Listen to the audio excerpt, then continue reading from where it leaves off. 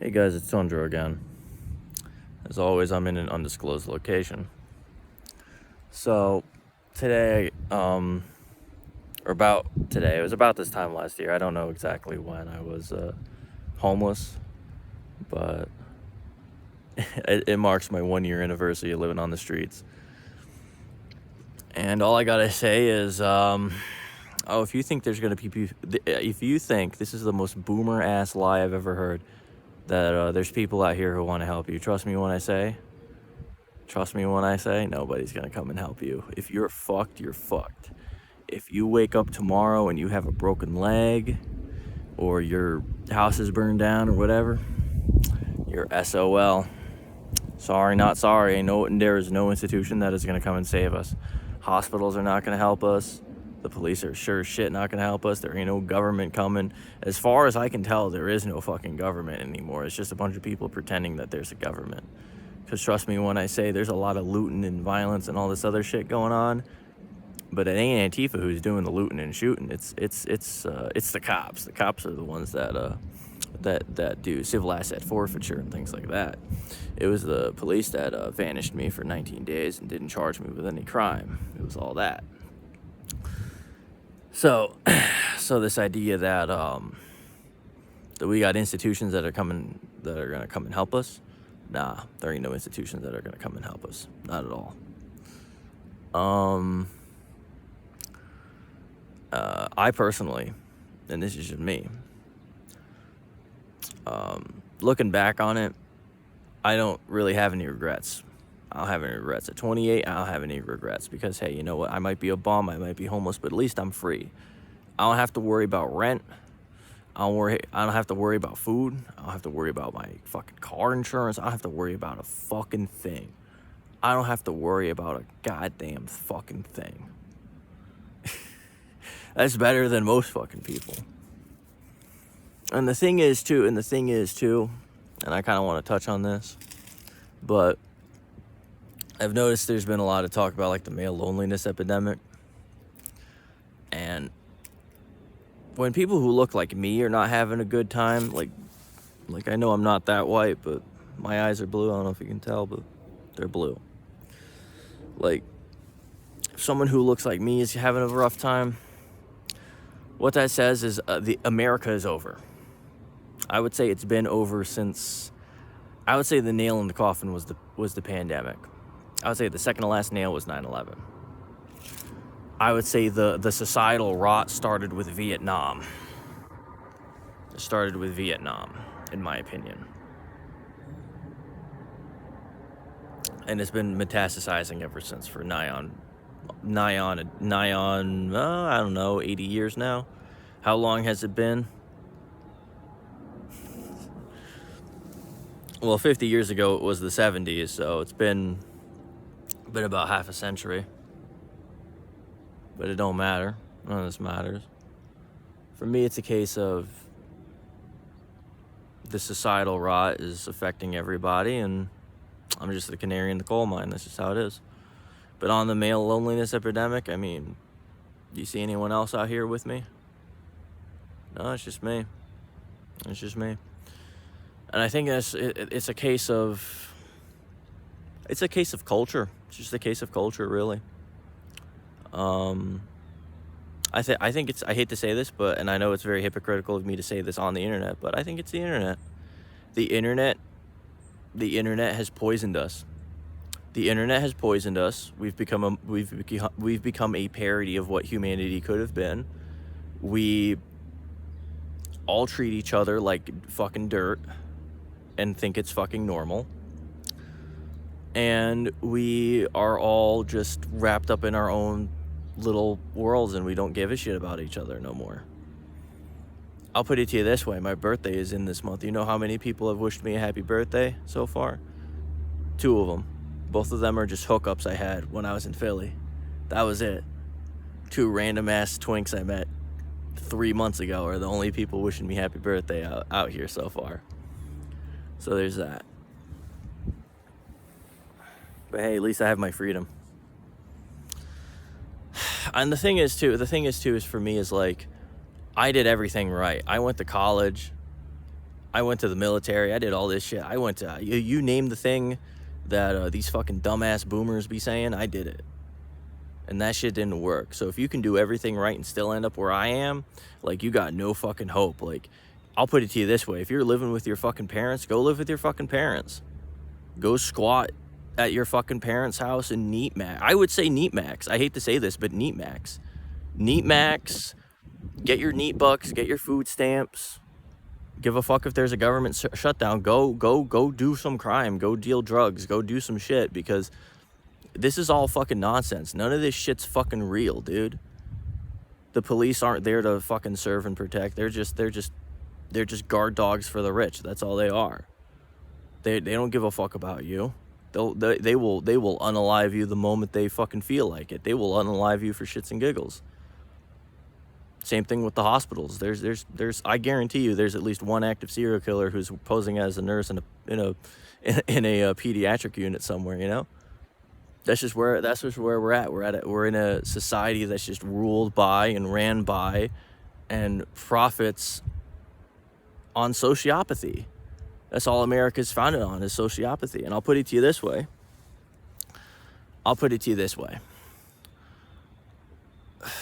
Marriage, there was a time when I wanted marriage and kids and all that, and I still want that. And if there is a woman that's watching this and is down to have a wife and kids with, you know, some burned out ex-paramilitary, hit me up. But I'll be honest, and it doesn't have to be a woman. It can be a guy, trans person, doesn't matter, non-binary. I'm pan, so it doesn't matter what gender you are or what race you are, or what religion you are. You're welcome in my home being nature. We're all equal under the same sun that is giving me a shit ton of glare. But on the bright side, you know, on the opposite side of that, rather, on the offhand, on the other hand, I have been thinking to myself, what's the point of marriage? Like seriously, what's the point of marriage? Because, like, what's the point? I want to have kids. I want, you know, some kind of continuation. I want some sort of continuity. I want, you know, a legacy of some kind, or, you know, something to say, hey, I was here. You know, I want to say, you know, hey, you know, I want to look back and say, hey, you know, I gave somebody a good childhood, because I had a terrible fucking childhood. I had a nasty childhood. And yet I don't have that. I don't have any kids. I don't have a family. It's just me out here. Well, me and a few associates, but that's about it. But to be honest, I'm thinking to myself, marriage is dead. Like, it's dead. It's dead. And in the water, it's dead. Like, the nuclear family is gone and it is not coming back. I hate to say that, but it's true. I think if you're lonely, if you're a lonely cis-het guy and you want intimacy, I hate to say this, your best bet is the Asian massage parlor, or getting yourself a doll. You know, get yourself a fucking one of those, like, real dolls, you know, like, get one of those. Get yourself one of those. Get yourself a fucking one of those, or get yourself, if you got the money to afford it, go to the AMP once a month. That's just how it is. Asian massage parlor max, I guess. I don't know. But yeah, I know. I did everything right, and it still went to shit. So what does it matter? You know. And the thing is, too, is you know, I don't believe in the incel stuff no more. I would go so far as to say I don't really even believe in hypergamy, because some of these women out here will be settling for the dumbest deadbeat dads in the world, and they'll still say, oh, I can fix them. So I don't really believe in that per se. But what I do believe, though, is marriage is dead. I wouldn't go so far as to say abolish marriage so much as abolish the idea of marriage as a state-backed institution. Like, even if I did find Mrs. Right tomorrow, I am not going down to the courthouse and signing anything.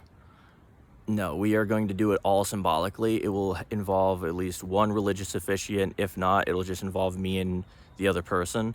It will be a small, quiet, intimate act of just, we trade rings or we trade leather collars or something, and that's it. If we go by that logic, I'm already married and I have a husband in Minnesota. And the only reason I'm back out east right now is because, you know, good old K-hole. Other than that, I mean, tomorrow is my last appointment, so I'm happy about that. My friends say that I stress out a lot less. Man, oof, the glass is way heavy on me today. But my friends say, you know, the ketamine has helped. I freak out a lot less. I tweak out a lot less, things like that. So, and I'm glowing. I'm like positively glowing.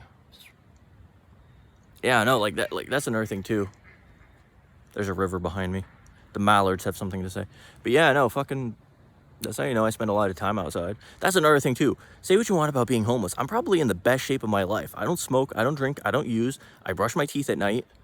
I get 4 hours of walking every day. I walk, give or take, about 5 to 8 miles every day. I'm probably in better shape than 90% of the fucking people I talk to. I'm probably in better shape than anyone but fucking watching this. And that's including my gear. Like I have like this backpack weighs about 20 to 25 pounds. So there you go. I'm actually packing light today, but you get the idea. But yeah, no, I fucking, you know, I'm doing better than most people and I don't have a house. Isn't that weird? That's the thing. We are in the upside down. This is some Stranger Things shit. We're in the upside down. Everything is upside down. Marriage is out. One night stands are in. The homeless are happy. The people who own homes and are middle class are suffering. Like there's this guy on here that I sometimes hate watch. His name is Raymond Thoughts and Minds. I would love to talk to him. Hey, Raymond, if you're watching this, contact me. I would love to pick your brain and have you pick my brain, because he has everything that I could have wanted insofar as like property and like material wealth, right? And he is suffering. He owns 2 houses. I own no house, and I'm fucking I'm in the best shape of my fucking life. And I'm doing my best, you know. I'm living this lovely backpacking lifestyle and shit. And you know, I managed to pull some strings, and I'm gonna be in Iceland next week. Iceland, could you believe it? And like, it's just weird. It's just, we're in the upside down. The hobos are happy. The ultra wealthy, they're happy as all hell. They're laughing all the way to the fucking bank. But the people in the middle, the people who are not in extreme poverty, the people who are like lower class or middle class, the people who have like condos and shit, the people who have like 401ks or whatever, those people are fucking miserable. The people who have to like clock in every day, they're crazy. And that's the fucked up part. We are in the upside down. And one final thought. And it pains me to say this, but this is a true story. To this day, I think to myself about zoochosis. What zucosis is when a animal has been in a zoo too long and it goes crazy. I used to have a year-round pass to several zoos in the Northeast. My favorite zoo was the Bronx Zoo. I used to go to the Bronx Zoo pretty much daily. I used to go there daily when I was a kid. Like from the age of like 10 to 13, I went there every day. Every single day. I would take the train pretty much all the way up there. I would just hop trains, right? And like, I remember watching some of the animals. They would just pace back and forth in their tiny cages. And like, I'm like, damn, they're crazy. And I would Google what the fuck why they're doing that. And it turns out there's a condition called zucosis. The animal goes crazy because the cage is too small and it just goes back and forth. And being homeless, you have a lot of time on your hands. Do you know what I've noticed?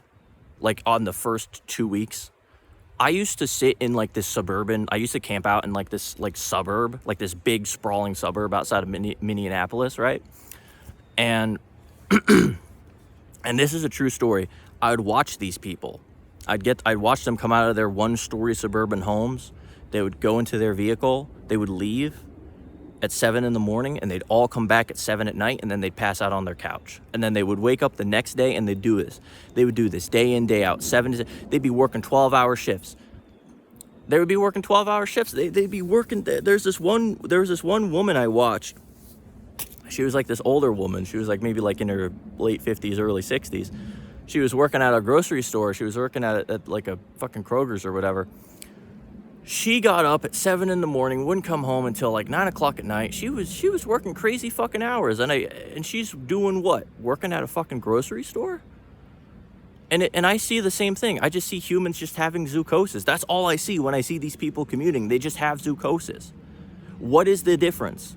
Anyone who's watching this, what is the difference between zoochosis in an animal pacing back and forth in its little cell and these people in zoochosis waking up in their cage of a suburban home, driving around in their cage of a car, going to their cage of a workplace, and then that's all they're doing. They're going back and forth in their cage, day in, day out, day in and day out. They're just going from point A to point B endlessly. They're crazy. These people have fucking zoochosis. These people they're not okay. So I feel sorry for anyone who has a 9-to-5 grind. I feel sorry for anyone who has a fucking schedule, because they're just fucking crazy. They're just nuts. They're just nuts. They have zoochosis. Phlegm. But yeah, that's just where I'm at. That's just where I'm at. And hey, fun fact about me. I drive a lot. And I can drive pretty much across state lines whenever I want. I don't have to be out here in Pennsylvania. So if you're like a person who wants to run away from home, like if your parents are like transphobic or whatever, hit me up. You wanna get smuggled from point A to point B? Just give me $1,000, $1,000. I'll take you anywhere in the lower 48. Anywhere in the lower 48. Like if you're in like Kentucky or whatever, if you're a trans woman in Kentucky or a trans guy in like New York or whatever, and you want to get the fuck out, hit me up. We'll find a meetup spot. You hand me $1,000. We'll start driving, and we'll go to wherever the drop-off spot is. And if it's California, then it's California. But just know that we're gonna have to figure out lodging. I don't have that kind of money for lodging, so you're probably gonna have to either pay for lodging or whatever. But I'll pay for food. I will bring food. You will eat good. You will eat like a fucking king or queen. Or a monarch, whatever. You will eat so much fucking food. You're gonna get fat. Because if there's one thing I love doing, it's cooking. And when you have nothing but a campfire, you get really fucking creative. And I love that shit. I love cooking. Maybe one day I'll be a chef. Who knows? Anyway, it's Tondro. Stay safe, stay sane. Don't fall for your zoochosis. Resist the system any way you can. If it's graffiti, it's graffiti. If it's being a NEET, be a NEET. If it's wasting time with bureaucracy and calling and filing complaints that don't exist, do that. Do whatever it is you want to do. Do whatever it is you can to fight the system. Do whatever it is that you can. Do whatever it is that you can. Because the worst thing you can do, as an ANCOM, the worst thing you can do is nothing. The worst thing you can do is nothing. Always remember that. Anyway, it's been Tondro. Stay safe, stay sane. Long live anarchy. Viva Antifa, all that good stuff. Long live the PFLP in Minecraft. Y'all stay safe, y'all stay sane. Bye.